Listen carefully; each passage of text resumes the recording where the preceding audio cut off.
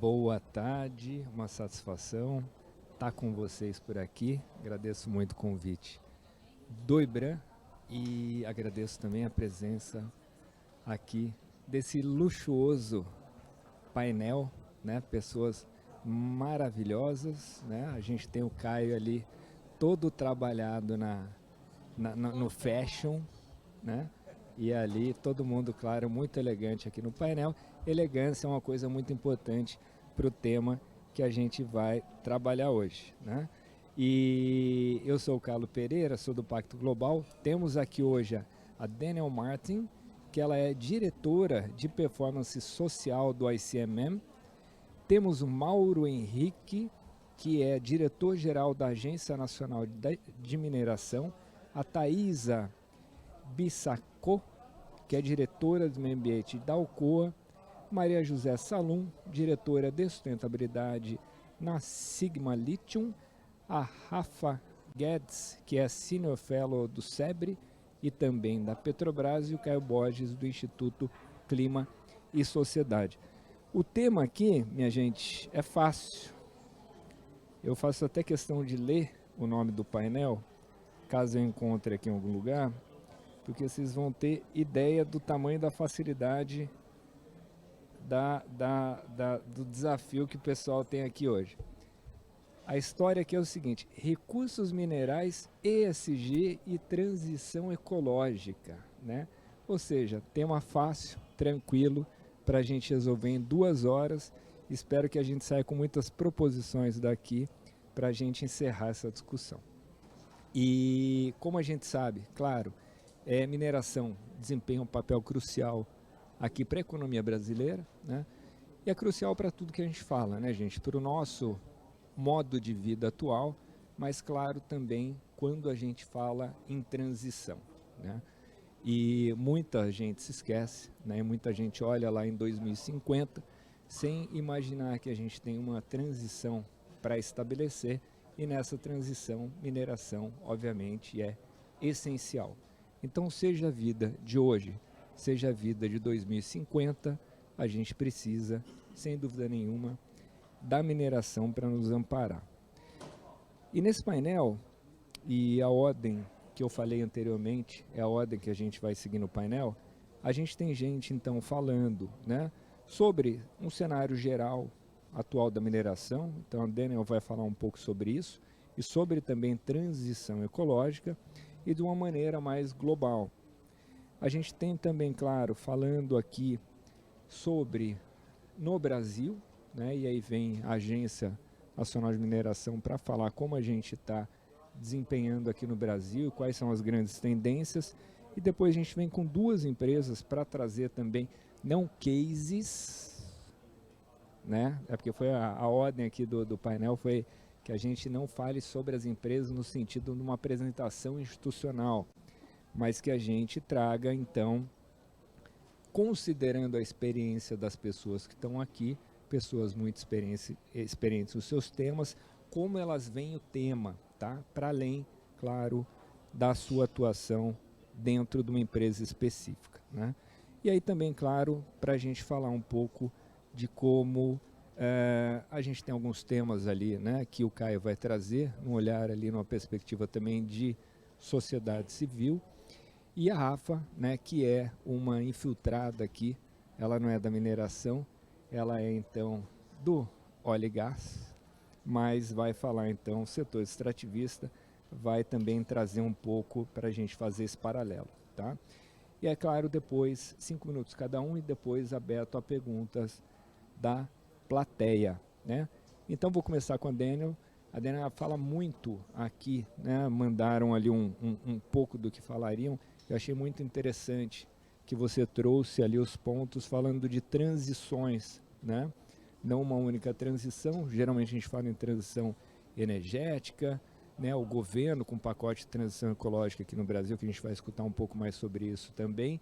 E você fala sobre as várias transições que o mundo está enfrentando, dado, claro, esse mundo policrítico que a gente tem hoje, né? Então, crises diversas, né? Eu costumo brincar que soltaram todos os cavaleiros do Apocalipse e eles deram cria, né? Então está uma situação bastante complicada. Então a Daniel vai contar um pouco para a gente do cenário da mineração globalmente e como que o setor está imaginando essa transição, ou essas transições, na verdade. Por favor, Daniel.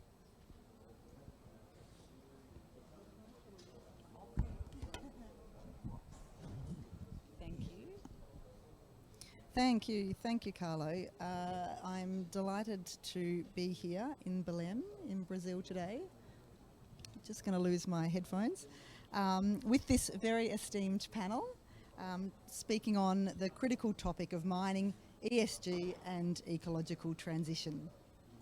So I want to ponder just for a moment on the words of our topic today: mining, ESG and ecological transition. Or more specifically, what is mining's role in promoting ESG standards for a fair, equitable and inclusive transition? So as Carlo said at the start, we've talked a lot about the energy transition, but actually we are in the midst of a multi-dimensional global transition. The energy transition, of course, the technology transition, the equity transition and others. Essentially a transition towards sustainable development. The future of our planet and society, of course, depends on how successful we are in making this multi-dimensional transition. In the same way that it's linked to the health of the Amazon. So the future of our planet absolutely is linked to the health of the Amazon. And if we're to tackle the climate crisis and to be successful in the energy transition, then we need to protect the unparalleled richness of biodiversity and cultural diversity contained within the Amazon and amongst its people, and also other important natural resources and the people that care for and rely on them. If we are to be successful in the technology and equity transitions, we need to ensure the resilience of communities and of society to withstand disruption and to be able to thrive in the face of them. We need fair, equitable, inclusive transitions.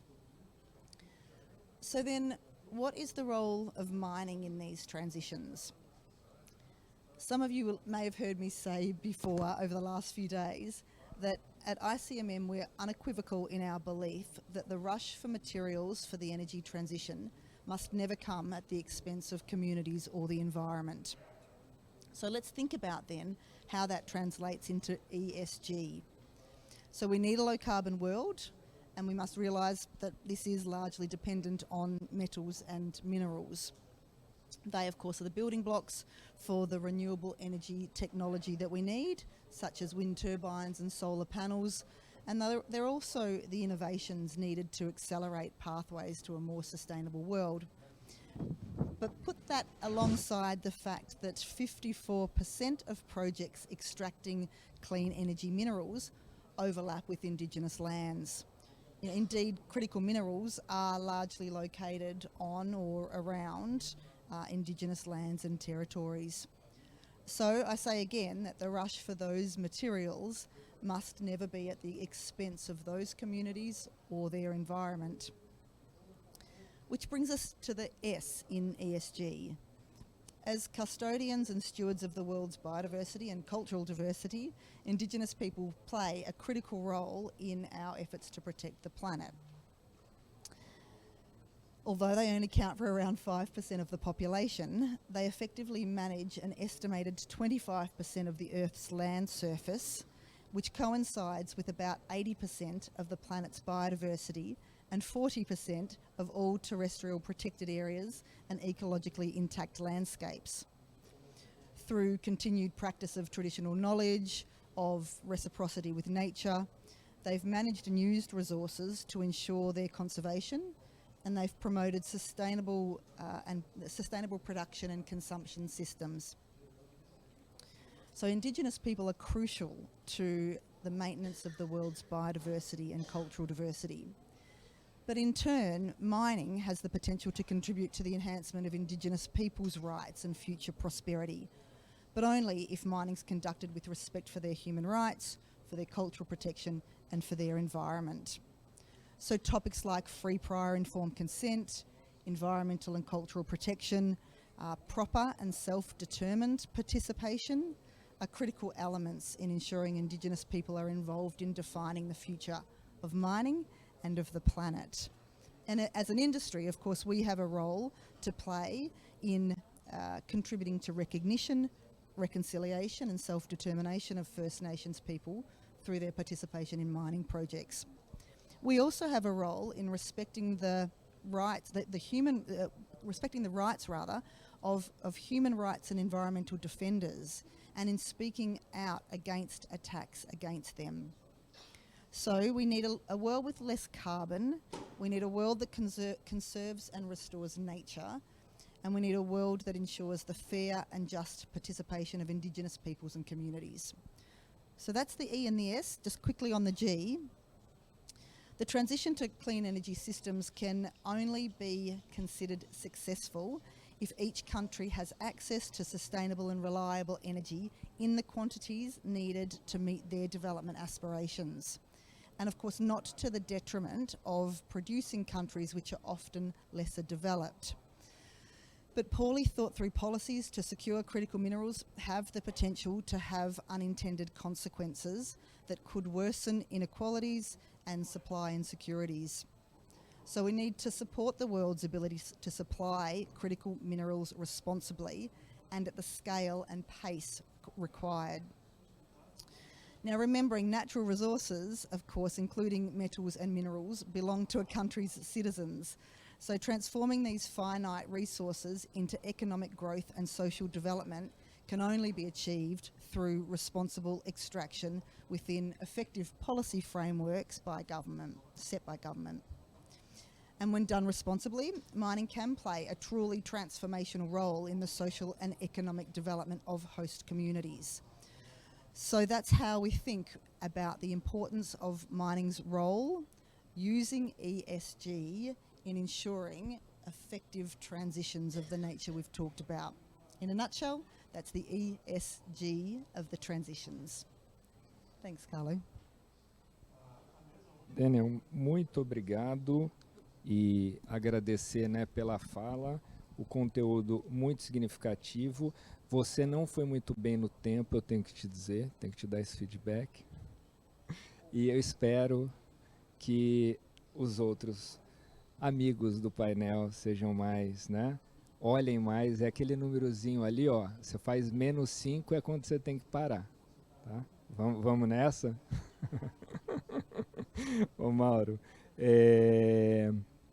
a Daniel trouxe para a gente esse contexto, né, global e falou muito aqui, né? Ela percorreu um pouco tanto E quanto S quanto G, numa perspectiva aqui bastante interessante e claro, né, entendo eu que as coisas que ela trouxe também se aplicam, obviamente, né, aqui para o Brasil, né? E como que você vê que o setor aqui no Brasil está caminhando, por favor?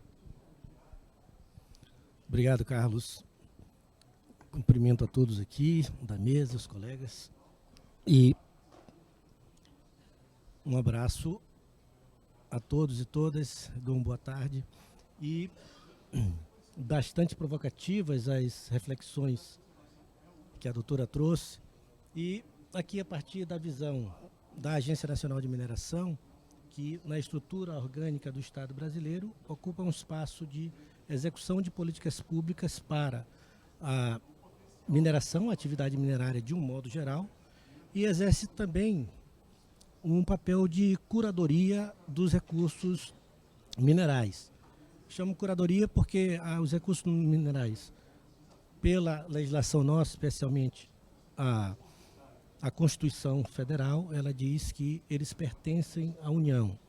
E a União faz as concessões, as autorizações para que a atividade seja desempenhada. Eu havia sinalizado previamente que faria uma abordagem nesse contexto um pouco mais do nosso arcabouço constitucional e jurídico de como a gente desenvolve. E se a gente observar, por exemplo, que a nossa Constituição, que é de 1988, ela traz, além desse dispositivo sobre a propriedade dos bens minerais e a competência da União, tanto para legislar sobre, quanto competência material para o desenvolvimento da atividade, ela vai lá no artigo 225, que é um artigo único sobre meio ambiente. É um capítulo que diz sobre meio ambiente e a atividade econômica que está inscrita ali. Isso é curioso, que nós temos que voltar aí 37 anos da edição da nossa Constituição, e o Constituinte original ele já pensou sobre esse equilíbrio, porque ele traz a mineração, a atividade minerária, que ela é, por si só e intrinsecamente, de impacto ao meio ambiente e às comunidades, mas ela traz esses dispositivos que dizem como ela deve ser exercida, respeitando, obviamente, tanto o meio ambiente quanto as populações, a sociedade. A gente entende que, diferentemente como agência, diferentemente de outras agências que têm, na concepção tradicional e no espaço que ocupa, no âmbito da organização do Estado, ela é uma instituição de Estado e não de governo, e ela precisa estar necessariamente equidistante do governo, equidistante do setor regulado, para não haver a chamada captura, e tradicionalmente também do seu público direto. Nós não temos aquele qualificativo do consumidor propriamente, mas podemos interpretar que a sociedade, enquanto destinatária do produto mineral, tanto o produto bruto quanto aquele produto acabado, transformado, ela é destinatária, e a gente tem que zelar por isso também. Então, um apontamento que foi trazido muito interessante, quando a gente olhar todo o espectro do que tem dito ali na Constituição, a gente vai olhar tranquilamente que há um cuidado com o meio ambiente, esse equilíbrio que deve ser buscado. É um país que precisa erradicar a pobreza, está lá. É um país que precisa diminuir as desigualdades regionais e promover o crescimento econômico e o desenvolvimento social. Isso já está ali e o nosso arcabouço jurídico todo é nesse sentido. Tá? Então, hoje, o que a gente tem de expectativa e de desenho do que é necessário para que a Agência Nacional de Mineração possa promover uma regulação que se mostre adequada ao desempenho da atividade, que respeite a sustentabilidade, pelo menos nas três vertentes básicas: sustentabilidade econômica, sustentabilidade ambiental e social. Esse papel que a gente deve estimular e usar bastante a economia comportamental, por exemplo, nossa forma de definir a execução e estimular as boas práticas. E, nesse contexto, as empresas devem se pautar também, não só pelos próprios desígnios que elas têm no seu estatuto social, mas na sua prática. Não necessariamente eu defendo que se deva colocar, por exemplo, na lei que é obrigatório se fazer a licença social, por exemplo. Isso deve ser uma prática que a própria empresa deve ter. Mas qual é o papel da regulação e do Estado nisso? Estimular que essas práticas sejam identificadas, sejam propagadas e sejam replicadas, para que a gente tenha uma mineração extremamente adequada e que seja amigável ao meio ambiente, amigável às comunidades. A perspectiva que nós temos, isso já está dado não só na Constituição, quanto a esse equilíbrio que deve haver, que temos muito claro que o direito ao desenvolvimento é um direito humano, assim como o direito ao meio ambiente é um direito humano. Então, os direitos humanos, ou esse qualificativo, enquanto uma matriz que permeia toda a atividade humana e a atividade empresarial, ele deve estar patrocinado permanentemente. E nós temos que ter esse respeito ao chegar a uma comunidade, por exemplo, como nos dirigimos à sociedade, e entregar um produto que, desse ponto de vista de como ele é extraído e como ele é processado, ele seja efetivamente adequado para esses propósitos, né? Eu costumo lembrar, até a fala anterior me provocou isso, o professor Joaquim Herrera Flores, da Universidade Pablo de Olavide, até já morreu, ele defendia que a questão dos direitos humanos não são um dado, como você pegar a Carta de Direitos Humanos que nós temos, mas ele defende que direitos humanos necessariamente são processos permanentes de luta e de busca pela dignidade da pessoa humana. Você tem que estar em um espaço. Foi dito aqui, a mineração, e os minérios e aquilo que eles promovem é o que a gente precisa para manter a nossa forma de vida, como a sociedade se encontra hoje. Isso não é algo novo, é algo que já vem desde os primórdios. A mineração está presente e continua cada vez mais presente. E aí agora, com muito mais razão, quando se fala em transição ecológica, quando se fala em transição energética e as várias transições que vêm no bojo disso, inclusive as transformações e transições normativas que precisamos ter para o Estado também se adequar a esse novo momento e ajudar a que a sociedade e a atividade minerária pelas empresas seja feita dentro dessa perspectiva de comungar esses requisitos e ter esse equilíbrio entre a atividade, a parte econômica dela e o respeito ao meio ambiente e às pessoas e atender a esses anseios que são cada vez mais complexos, numa sociedade complexa que nós já vivemos há algum tempo. Então, a fala inicial é essa. Obrigado. Mauro, obrigado. E muito, muito interessante, de fato, direitos humanos vindo à tona, tanto na tua fala quanto da Daniel. Depois os cálculos aqui, conteúdo nota 10, tempo nota 7,5, não foi tão mal não, foi bem. E é muito interessante, gente, que é uma coisa que eu gosto sempre de lembrar, que sempre me perguntam, por conta do Pacto Global, como eu acho que as empresas são com relação à sustentabilidade no Brasil, E eu tenho uma posição de que as empresas, principalmente as grandes empresas no Brasil, elas são muito avançadas, E não só empresas brasileiras, mas multinacionais que atuam aqui. Enfim, a gente poderia pegar vários indicadores para mostrar isso, comparando com países em desenvolvimento, mesmo quando a gente compara com países envolvidos em muitos dos aspectos, E eu acho, e vou fazer a transição ali, para a Thaisa, para a Alcoa, e que não vai poder falar da Alcoa, se o pessoal da comunicação estiver escutando já, que já me disseram que ameaçaram ela aqui se não falasse muito da Alcoa, tá? Vai se ver comigo daqui a pouco, caso de fato aconteça alguma coisa com ela. E então, dentro da perspectiva, disso que a gente está discutindo, e a transição ecológica, que a gente trouxe aqui, e o plano de transição ecológica nesse mundo, tem um dado que eu acho bem interessante, para quem gosta do Ian Bremmer, da Eurasia, o último relatório de riscos que saiu, vem ali, como os últimos anos também veio, a questão da crise climática, mas não sob uma perspectiva de impacto, mas veio numa perspectiva de disputa comercial entre os países, E de fato a gente tem os vários pacotes aí, IRA, o Bipartisan Infrastructure Bill, ou Law, enfim, e os pacotes também europeus. Aqui no Brasil também, o PAC aí com 1 trilhão e tanto, e também muito nessa perspectiva, e também o pacote de transição ecológica que está sendo tão debatido aqui, inclusive por muitos de nós que aqui estamos, E nesse sentido, Thaisa, como que você vê o papel das empresas brasileiras? E eu ficaria muito... Ela até me perguntou antes, falou assim, olha, mas eu fui num painel que a gente combinou pergunta e a pessoa não fez a pergunta que estava combinada, e me parece que eu estou indo nessa direção. Mas você é a melhor pessoa para responder essas coisas. E como que você vê o papel das empresas brasileiras nesse sentido?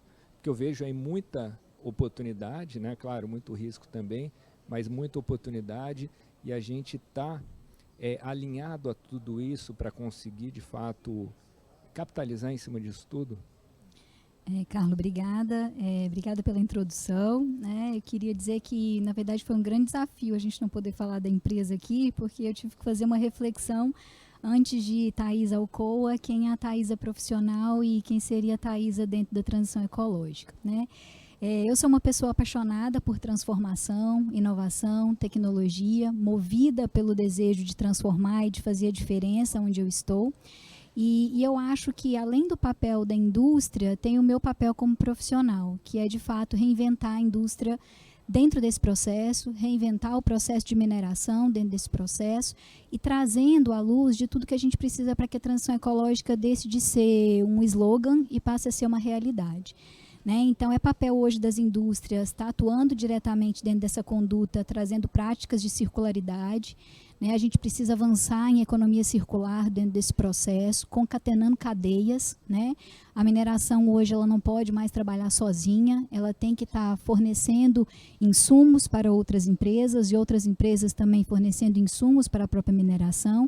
E a gente tem que buscar formas, por exemplo, de transformar o nosso resíduo em um subproduto insumo para otimizar a cadeia produtiva do mesmo segmento ou de um outro segmento.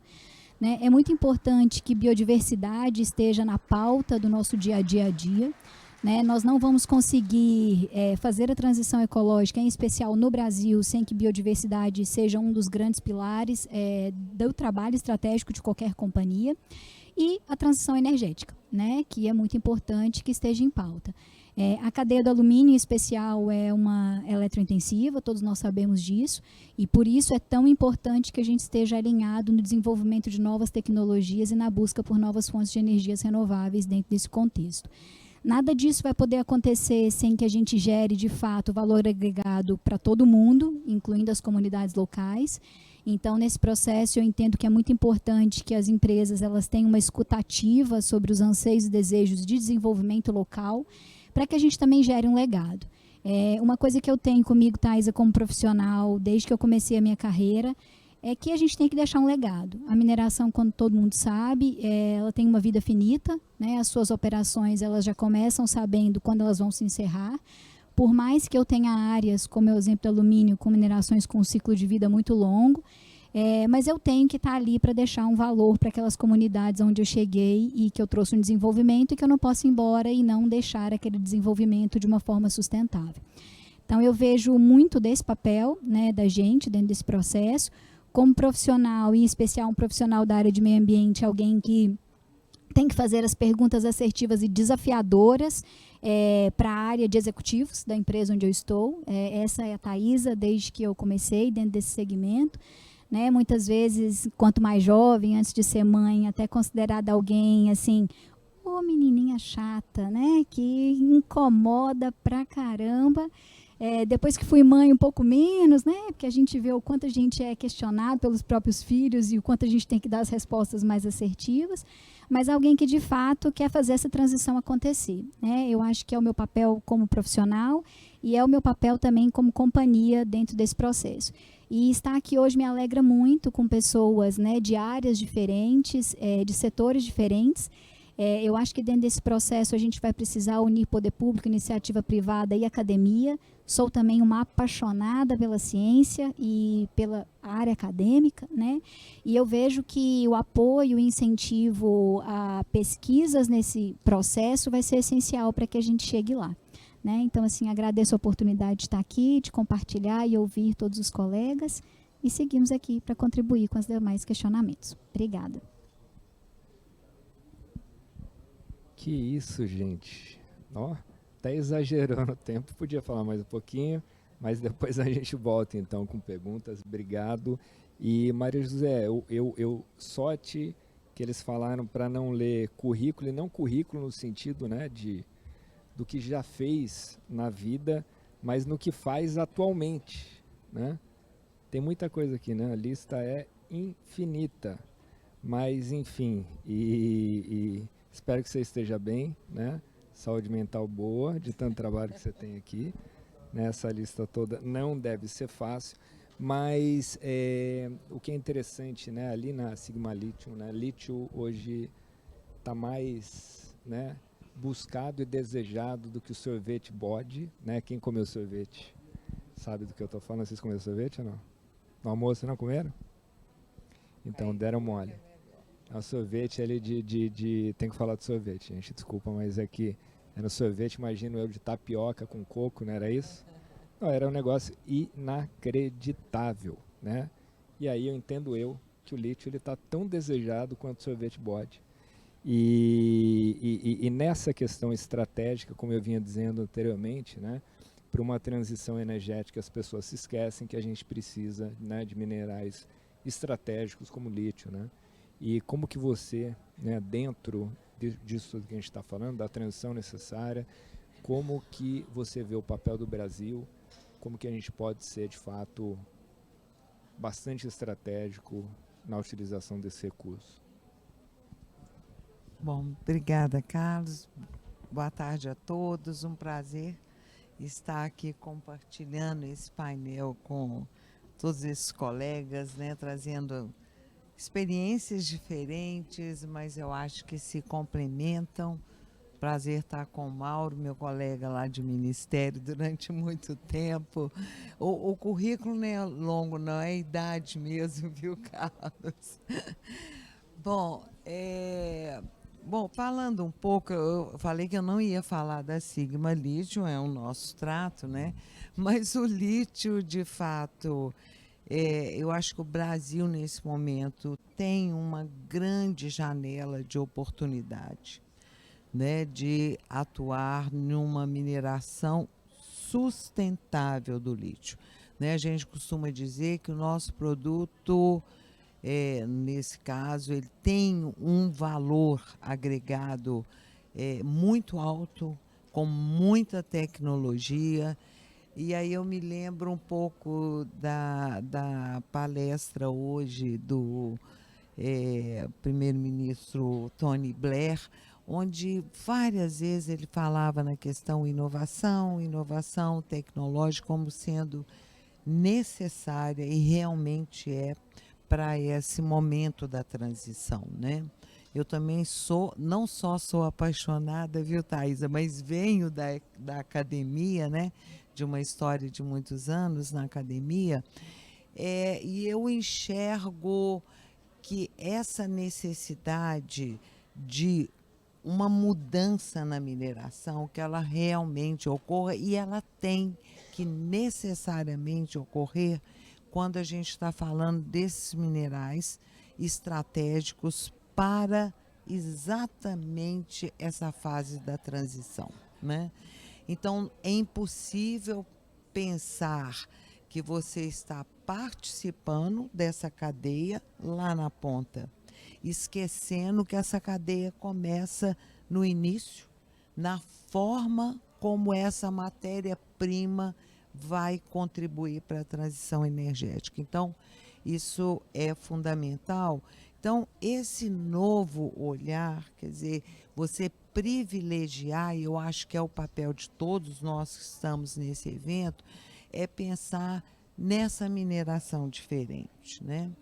Quando a gente fala de uma mineração diferente, eu tenho ouvido as palestras todas, Daniela mesmo colocou, é o foco no E, é o foco no S, não, tem que ser nos dois, para começar, se nós estamos falando de ESG, mas o que eu penso que é muito diferente nesse novo pensar da mineração e que eu tenho, no final de carreira, tido a oportunidade de vivenciar, não falei o nome, só falei que é vivenciar, é a construção de uma mineração diferente. É como você consegue, no colocar duas coisas, o econômico e o ambiental.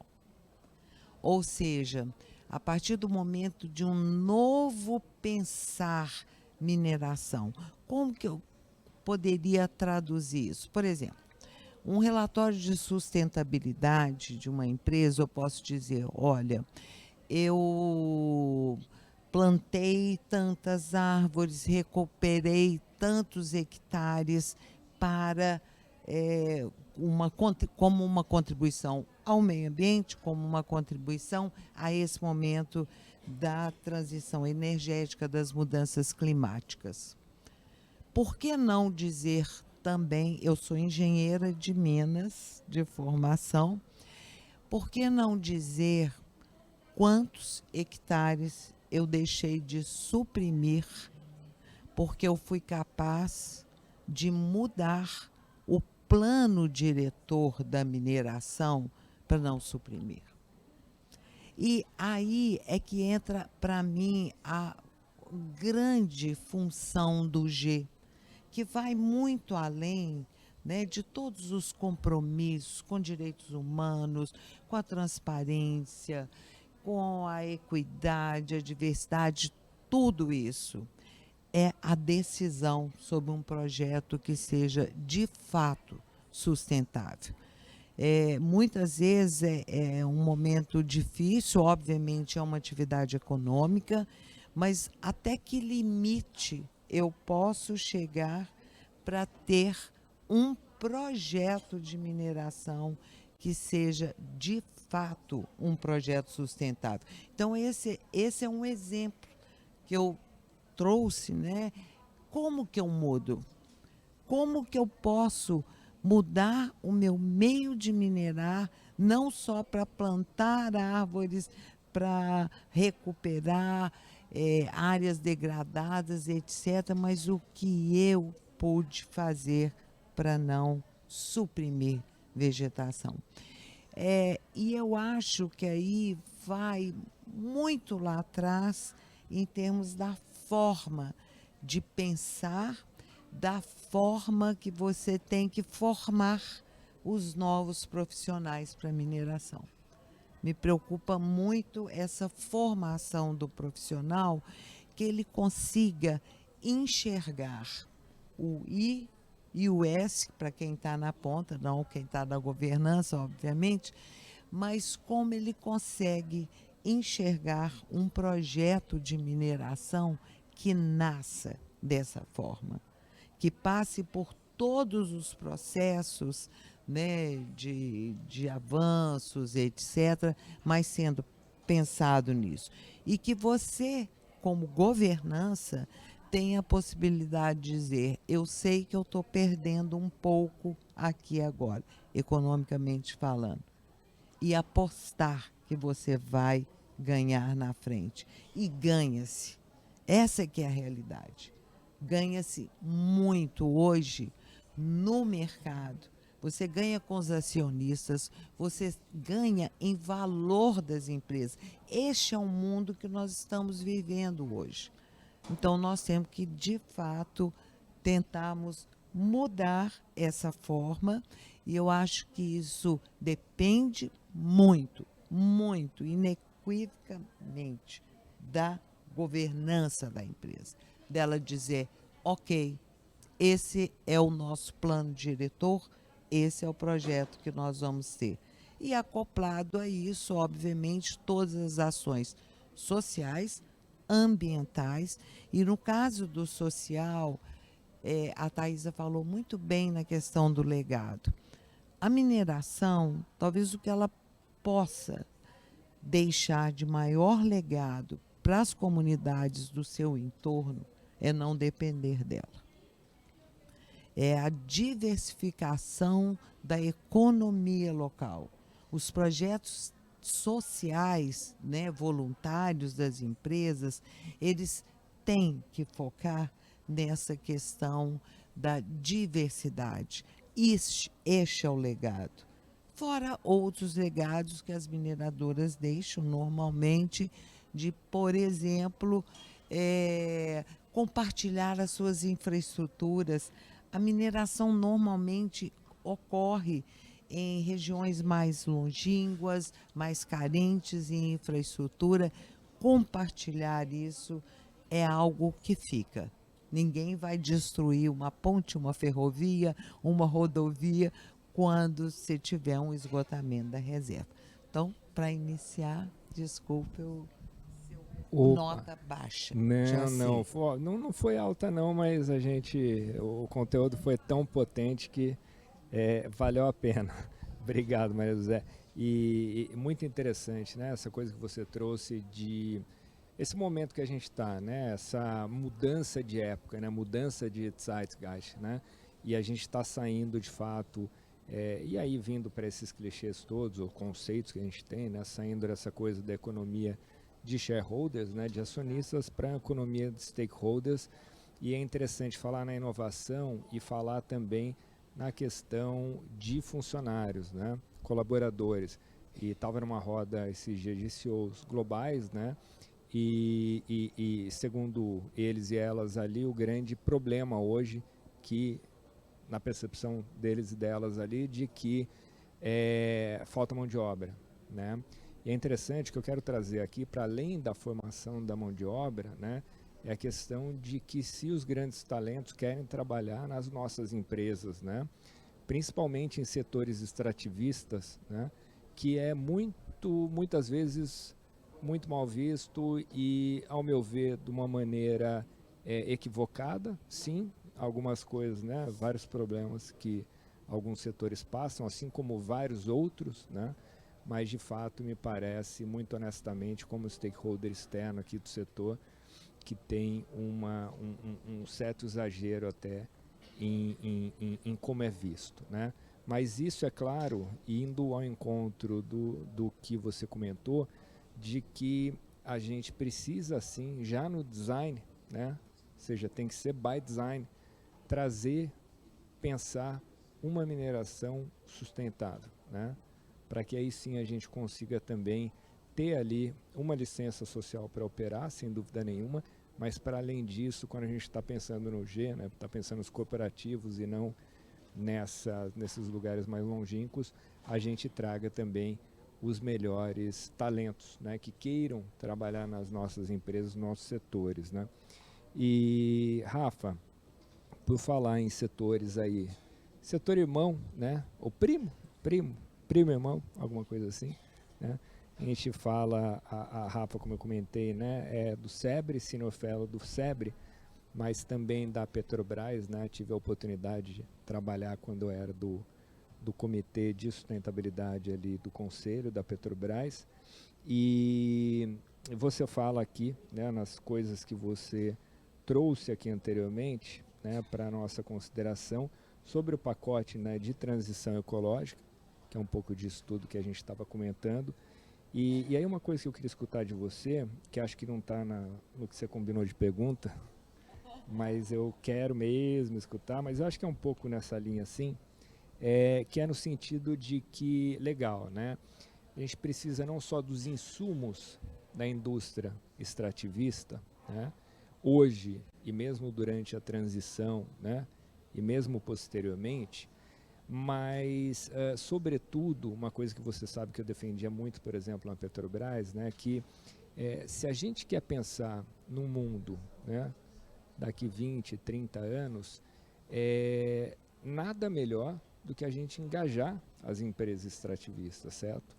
Porque geralmente, são setores que têm bastante recurso financeiro, né, e até por conta do recurso financeiro, são setores que têm condições de capacitar de maneira sensacional os seus funcionários, né?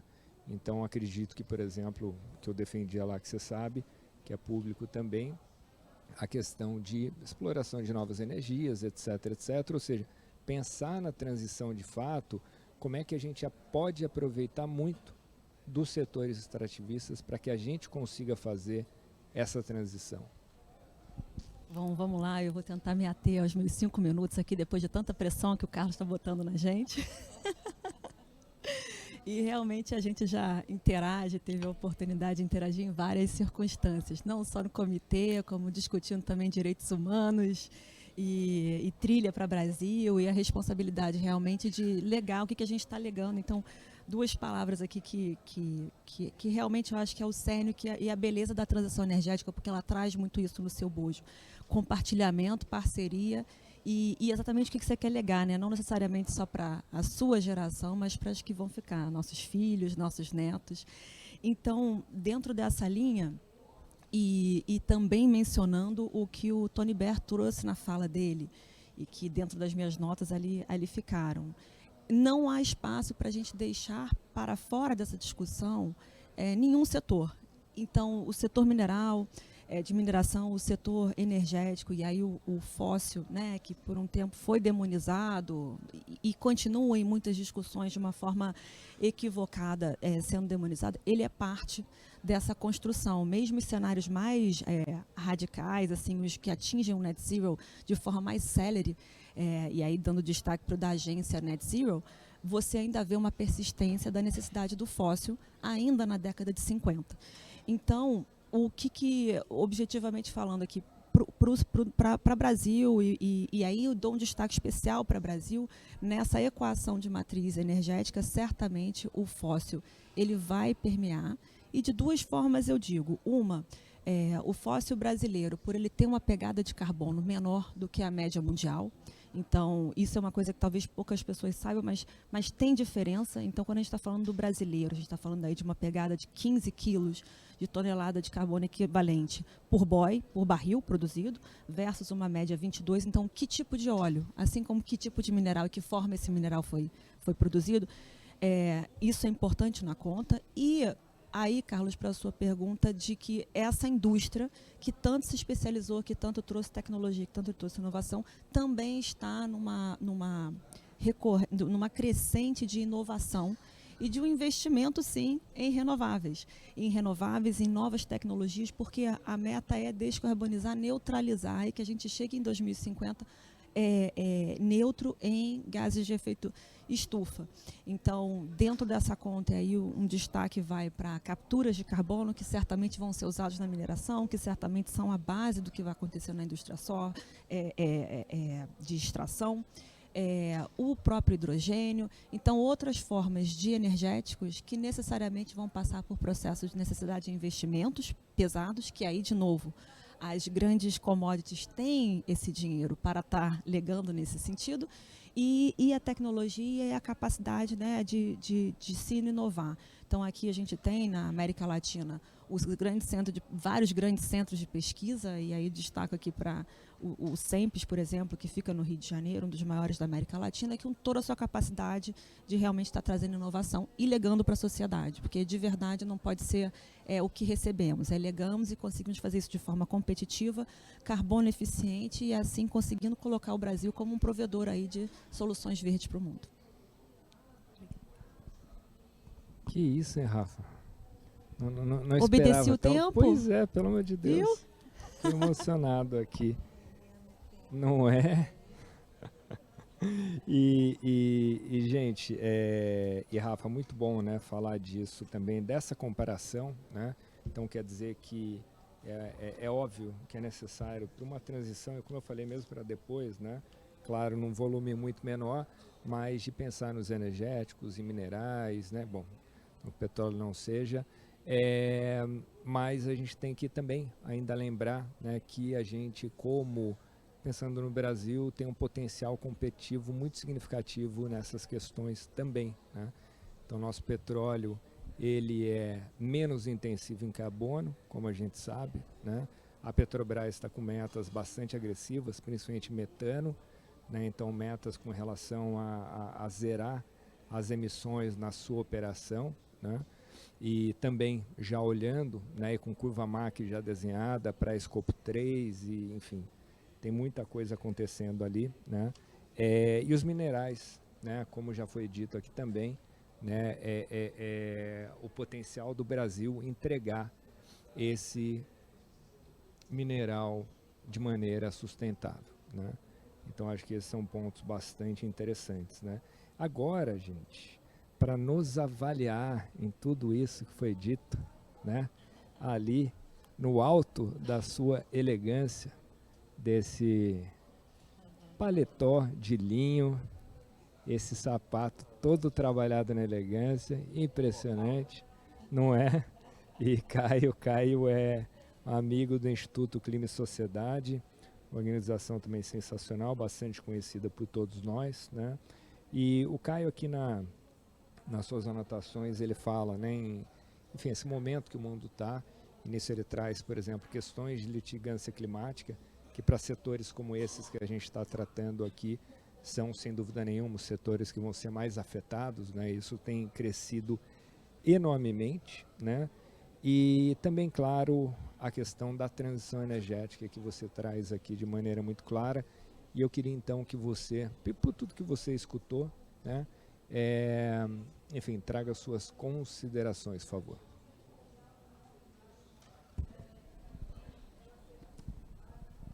Bom, todos estão ouvindo?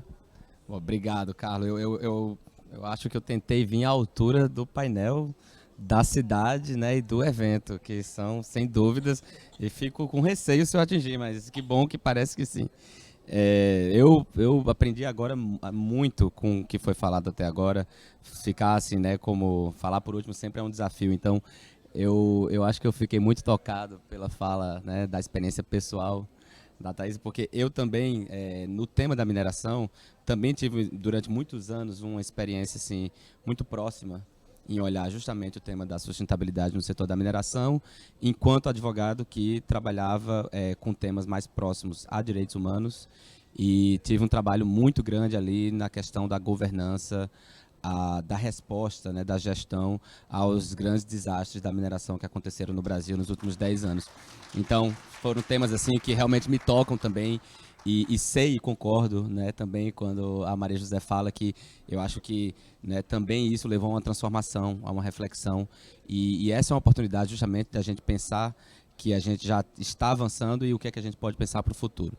Mas agora, nesse papel, né, na minha atual função dentro do Instituto Clima e Sociedade, eu também vou aproveitar para expandir também o foco da minha contribuição e também falar, né, desse tema nessa perspectiva mais ampla que a Rafaela falou, né, dos temas primos, né, da área próxima, então pensando no setor extrativo como um todo, porque, como a Rafaela bem colocou hoje, nenhum setor pode ficar de fora da discussão sobre a transição para uma economia de baixo carbono, mas a mineração tem o seu papel, tem o seu peso, mas queria agregar também, obviamente, aqui o olhar para a extração de petróleo, de gás, porque, obviamente, esse é um setor que a gente sabe que no Brasil não tem o mesmo peso que tem em outros países. A gente sabe que no Brasil 2/3 das nossas emissões estão relacionadas ao uso da terra e agropecuária, mas também é um tema que cresce tanto em termos de relevância mesmo das emissões, como também em termos políticos, né? Então eu acho que é um tema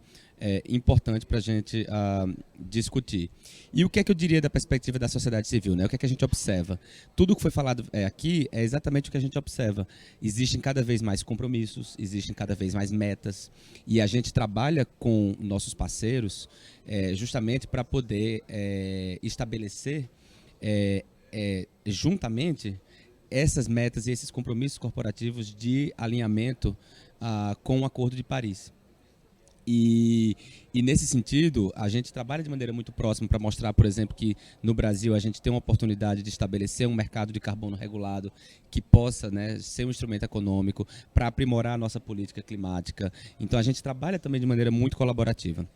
Como o head da área de Direito e Clima no Instituto Clima e Sociedade, então, de uma perspectiva jurídica, eu tenho acompanhado nos últimos 4 anos, mais de perto, a questão da litigância climática, que é justamente esse movimento de se questionar os esforços, tanto dos atores públicos como privados, em relação às mudanças climáticas. E a gente sabe que hoje existem mais de 2.000 casos desses documentados no mundo inteiro. No Brasil, a gente tem cerca de 50 a 60 casos que se enquadram nesse conceito de litígio climático, que seria justamente uma forma de provocar mudanças, tanto em termos de políticas públicas, legislações, mas também de políticas e práticas corporativas, por meio justamente de ações judiciais e também em alguns órgãos que não são necessariamente judiciais também. E o que é que a gente percebe? A gente vai ter a chance de, na continuidade do painel, de entrar mais a fundo em como que esses casos eles têm, sobretudo, do aspecto corporativo, mirado justamente o setor de combustíveis fósseis, né? Então, é o setor que realmente responde no universo da totalidade dos casos pela maior parte desses casos, mas que hoje, dado esse entendimento de que qualquer setor econômico é importante para a transição, a gente já vê também setores como aviação, mineração, o setor de navegação, o setor de alimentos, por exemplo, processamento de alimentos. Então, todos esses setores em comum, eles têm sido questionados quanto à integridade, à credibilidade dessas metas que vêm sendo estabelecidas. E aí eu queria finalizar essa parte introdutória dizendo que a transição, ela traz novos desafios. Então, se os casos que a gente via até poucos anos atrás e que a gente continua a ver, eles tratam, por exemplo, da maneira como as empresas, né, do setor de óleo, gás, estão definindo a velocidade da sua redução das emissões, o quanto que elas vão fazer uso ou não de carbon offsets, né, de captura de carbono, então de tecnologias, enfim, se num primeiro momento a discussão era muito mais dessas contribuições históricas, desse setor, que historicamente foi o que mais contribuiu para as emissões, a gente vê agora um novo subgrupo de ações, que é justamente o que tem se chamado nessa literatura de litigância por causa da energia, da transição energética. E é justamente o quê?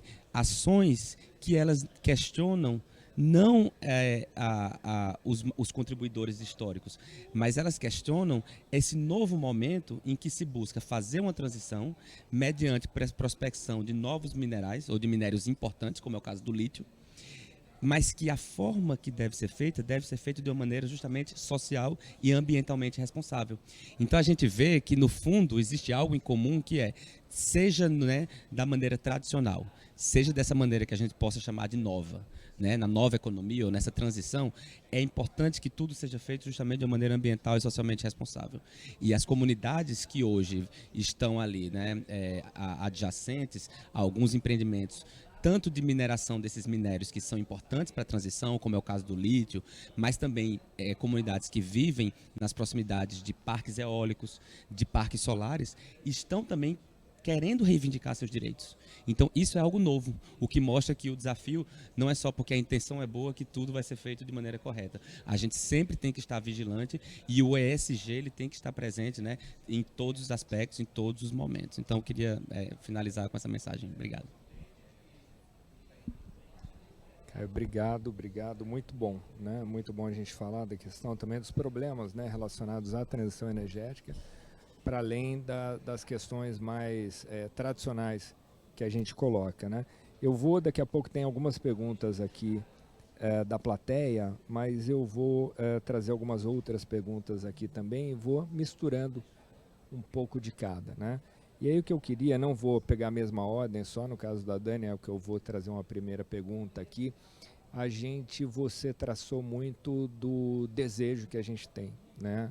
O que a gente espera que a mineração ela seja, o que ela tem que fazer. Mas se a gente não chegou lá, né? Se a gente não está fazendo ainda essa mineração ideal, quais são os obstáculos que a gente enfrenta hoje, né? E como que a gente pode fazer para superá-los?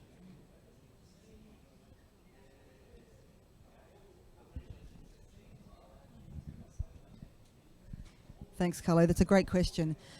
I think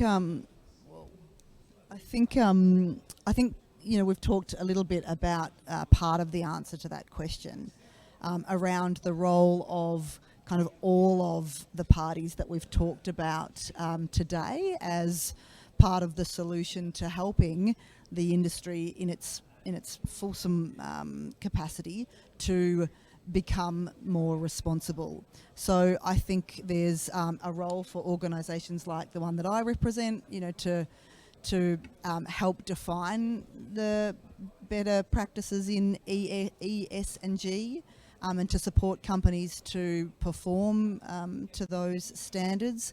And obviously then also to engage with other external and internal parties to form what those standards look like.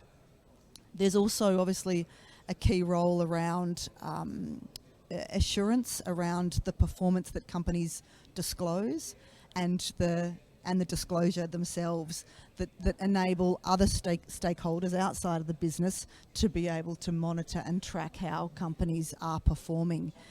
So I think there's a role for organisations like ours. I think there's similarly a role for governments, for external stakeholders, for citizens to also help define through expectation or aspiration what the standards, the appropriate standards for ESG are that companies should be adhering to, and to help monitor what performance companies are achieving.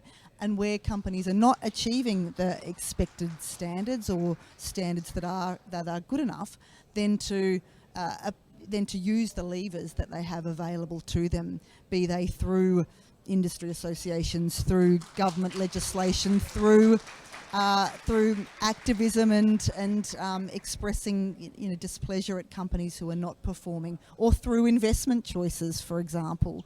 So I think there's a real role for all of us collectively to help set the standard, help monitor the standard, and then help call out behaviour that is just not good enough.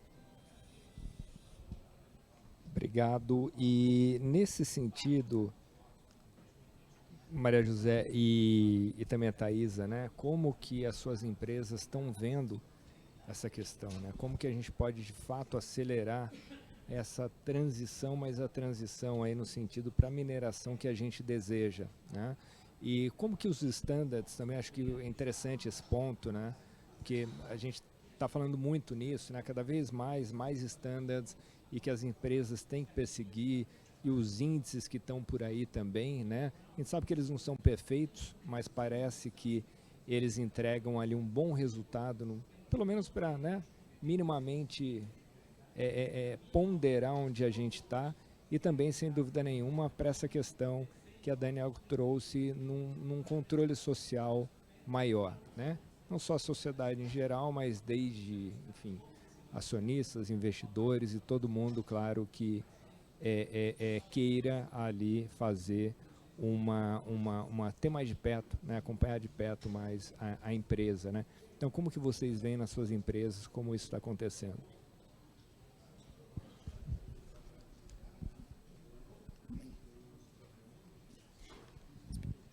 Eu vejo, Carlos, assim, que um ponto inicial é que essa temática ela tem que estar dentro da governança da empresa, né? Com forte estrutura, tem que ser uma premissa, né? Todos esses princípios. Eu vejo que os guias, os índices, princípios, eles são muito úteis, eles nos guiam a seguir um caminho que nos dá uma diretriz, uma direção, e a gente aprimora aquilo que a gente quer fazer, né? E, por um outro lado, o que eu vejo é que toda tomada de decisão da empresa, ela tem que levar em conta os aspectos sociais e ambientais. Pode não ser aquilo que vai tomar a definição final, mas ela tem que estar dentro da gestão de risco da companhia, e o risco por um caminho ou outro ele tem que ser muito claro. Nem sempre a empresa vai conseguir tomar a decisão que o meio ambiente mais gostaria, mas ele tem que tomar uma decisão consciente, baseada no conhecimento daquilo que ele está fazendo e deixando muito claro qual é o caminho correto que deve ser seguido. Na linha do que eu comecei falando, eu acho que os profissionais que estão ali dentro têm um papel essencial também dentro desse preceito, né? O que a Maria José trouxe de formação desses profissionais é muito importante. A gente tem que colocar no mercado hoje profissionais que tenham esse conhecimento para suportar as empresas na implementação desses conceitos. E é papel também, em especial, do segmento de mineração, que, assim como a Rafa colocou, né, da indústria do óleo e gás, muitas vezes assim demonificado, colocar informação, né? A gente tem que trazer informação do que é esse tipo de empresa, de qual é o impacto que ele tem, de maneira clara, transparente e verdadeira, para desmistificar muita coisa que a gente tem hoje não esclarecida, talvez por uma falta de transparência, né, do passado, e trazendo hoje o que é de fato essa mineração, que eu não diria mais do futuro, do presente, né? A indústria da mineração é uma indústria que se transforma diariamente, e ela tem que se transformar colocando esses preceitos como premissa básica para seguir adiante. Sem isso, a gente não vai estar aqui daqui a alguns anos, nenhum de nós, dentro dessas empresas, nem falando sobre isso. Então, eu acho que esses seriam assim, os pilares essenciais que eu traria. Aí, um último, que é muito importante, eu vejo que o segmento ele tem uma capacidade de conexão única. Tá? O segmento de mineração e os profissionais do segmento também. Eu vejo, por exemplo, desde o lançamento do Mining Hub, aí estou fazendo uma propaganda do Mining Hub, tá? Não é da Alcoa. Eu vejo uma alavanca de inovação e de tecnologia dentro das companhias que não existia. Né? E um elo de desenvolvimento em prol de novas tecnologias, em prol de projetos conjuntos, que a gente não tinha. E a gente tem isso hoje muito bem amarrado e muito bem suportado para que isso seja um processo dentro do segmento como um todo. Inclusive incentivando a cadeia como um todo, né? Os nossos clientes, fornecedores, para que isso não fique também só dentro do business onde a gente está, movendo grandes empresas, pequenas empresas, fornecedores locais e todo mundo que precisa vir junto dentro dessa caminhada. Muito legal, Thaís. E aproveitando, Maria José, mas já perguntando também para você até, Thaís, depois ela responde também. Ela trouxe na fala anterior de que a gente precisa de intencionalidade, né, em tudo que a gente faz. E daí minha pergunta é bem direta, né? O setor de mineração, para essa transição que a gente fala, né, você está falando da mineração, nem do futuro, a mineração atual, já tomou essa decisão? Falando por Taísa, por onde eu passei, pelo IBRAM, tá? Pelas empresas que estão ali dentro, eu entendo que sim, tá, Carlos? Não só por uma questão de princípios, mas por uma questão de sobrevivência. A mineração hoje ela é muito consciente que esse é um caminho único. Sem isso, a gente não vai ter perpetuidade, a gente não vai ter licença para operar, seja ela a licença formal ou a licença social. Então, eu entendo que isso hoje já é uma condição dentro de todos os conceitos que a gente tem. Eu acho que o nosso colega Daniel me trouxe muito bem desde a Constituição, né? A mineração anda junto com o meio ambiente, talvez isso não tivesse tão na prática, mas hoje eu vejo que sim, assim, pelo menos todas as empresas que têm hoje uma licença formal para operar, elas já consideram isso como uma premissa e uma intenção em fazer acontecer e de uma maneira diferente. Concordo com a Thaís. Eu acho que mais do que só para sobrevivência, né? Eu acho que o setor entendeu, infelizmente, a duras penas, né, diante de alguns incidentes anteriores, mas o setor conseguiu perceber que ele teria que mudar, de fato, né? Então, mais do que sobrevivência, eu acho que é um entendimento de que é preciso mudar, e isso vem sendo construído. É o que eu percebo. Acho que o IBRAM tem feito um papel extremamente importante, a ICMM, com as suas diretrizes para nós e todas as outras. Mas tem uma questão que eu acho que é muito relevante quando a gente escreve ou segue padrões mundiais, todas essas regras, etc. Uma coisa é eu fazer um relatório de sustentabilidade seguindo padrões internacionais. Outra coisa é, de fato, o que eu faço naquela comunidade, o que eu faço no meio ambiente. E aí tem uma frase que vem lá da Agenda 21, que é o nosso lema, no caso da empresa, que eu não estou dizendo o nome que eu atuo. É pensar globalmente, agir localmente. Gente, minerar no interior do estado de Minas Gerais ou do Mato Grosso é diferente do minerar, né, na região amazônica, porque as culturas são diferentes, tudo é diferente. E às vezes nós fizemos um LCA nosso lá, e foi uma dificuldade para que as pessoas entendessem, por exemplo, os de fora, que usam às vezes padrões mais rígidos, né, de que no nosso território não tem solo espesso, é basicamente rocha. Que ali, se eu coloco uma pilha de minério, ela não estará impactando a questão da permeabilidade da água, né, para o subsolo. Ao contrário, às vezes ela pode estar até ajudando, entendeu? Então, esse pensar local é extremamente relevante. E, no caso, um padrão, eu achei muito interessante que, no final do ano passado, a ABNT tenha trazido, né, uma primeira norma, é a primeira, inclusive, internacionalmente falando, sobre medir o ISG. Então, isso nós já fazemos há muito tempo, há muitos anos. Talvez seja uma forma mais fácil, mais clara de estabelecer com a comunidade do nosso entorno, né? Que olha aqui, ó, eu estou fazendo educação de qualidade. Olha aqui, eu estou fazendo todo um compartilhamento de conhecimento, de saber, de estruturas com as instituições locais. Está lá. É um dos 17 Objetivos do Desenvolvimento Sustentável. E aí eu chamo a atenção, eu sei que o nosso momento é o momento da descarbonização.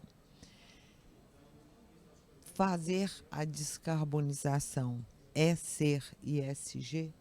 Na minha opinião, não.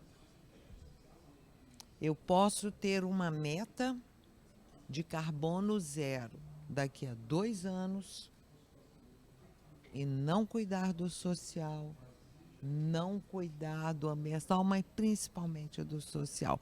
Então, é uma contribuição global, mas ela pode não ser uma contribuição local, né? Então, assim, pensando nisso, nós sempre acrescentamos tudo isso, vamos dizer, na nossa forma de pensar e agir na atividade, né, de mineração. É pensar na descarbonização, associar isso a um ESG que nós damos como, vamos dizer, uma forma factível para as comunidades. Olha, atuamos em tantos objetivos do desenvolvimento sustentável, né? E assim, com essa escuta diária em relação às comunidades e o que elas pensam. Transparência. Esse é um ponto central. Se nós não formos transparentes, inclusive, eu brinco assim, a conversa, a gente vê na operação a pressão que as pessoas que estão na operação sofrem para produzir. Então, a conversa da produção com o social, com o ambiental, é fundamental até para chegar numa comunidade do entorno e falar, olha, o pessoal da operação está me avisando que essa semana vai ter um pouco mais de pó. Gente, é só essa semana, estamos fazendo isso, isso, isso.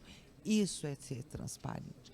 Isso é ganhar, construir confiança. Então, o primeiro passo é esse. Muito legal. Imagina, muito legal, né? E com relação à transparência, né? Eu sempre digo que a gente está na era da hiperconectividade, o que leva necessariamente à hipertransparência, né? E esse dia eu escutei uma palestra do Ricardo Guimarães e ele falou uma coisa que eu achei bem interessante, né? Que transparência não é mais uma opção, é uma característica de cenário, né? Então já... E agora, passando para as perguntas aqui do público, agradeço muito. Teve até um feedback aqui, o Paulo. Paulo falou assim, olha, um feedback ao Carlo, você não ganhou nota alta no tempo, apesar de ter criticado os convidados, né? E aí, parabéns às falas e tal. Aí, Paulo, assim, é uma questão psicológica, né? Uma questão psicológica. Que assim, a gente projeta nas pessoas aquilo que a gente deseja melhorar em nós. Então, é isso. Vou sempre tentar melhorar, mas eu tenho dificuldade mesmo, viu, Paulo? Tenho que confessar também. Esses 5 minutos aí, se fosse para mim, eu teria estourado assim, de uma maneira horrorosa. Mas vamos lá, voltando aqui.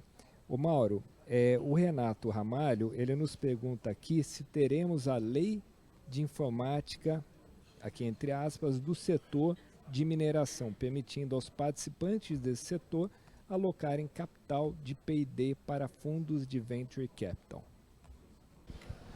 Voltando Deu tempo aqui. até de pensar agora, hein? Então, acho que foi propositada essa interrupção. É Renato, né? Renato, eu vou pedir perdão aqui para todos. Eu vou ter que me ausentar, tá? Porque eu preciso sancionar essa lei urgentemente para ser publicada no Diário Oficial, edição extra de hoje.